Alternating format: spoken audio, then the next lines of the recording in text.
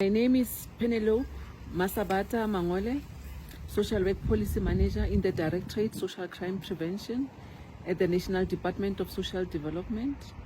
We are having a national consultative review workshop on two policies. The first policy is accreditation of divergent services in South Africa policy framework. The second policy is minimum norms and standards for divergent.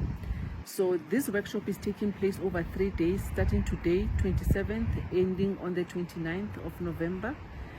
The first 1.5 day will be dealing with the policy framework on accreditation of divergent services.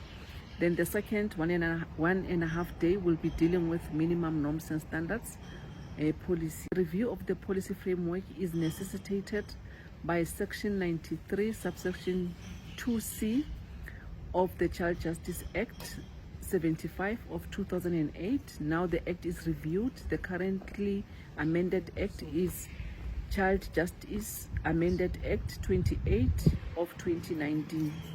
So in terms of this section 93, it gives a mandate that policies, especially the national policy framework as well as the policy framework on accreditation of divergent services, are reviewable within 5 years.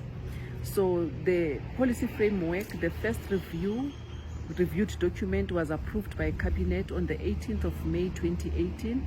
Now the policy has reached 5 years of implementation. Hence we are here to review the policy framework.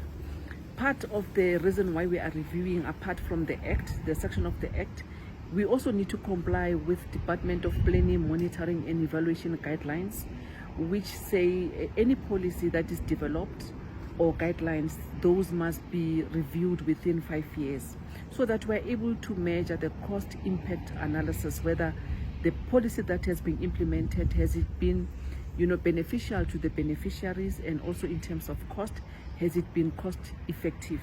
So we are aligning with regards to the DPME guidelines, Section 93, as I've mentioned, but we also want to identify what are the challenges on the ground in terms of implementing the policy.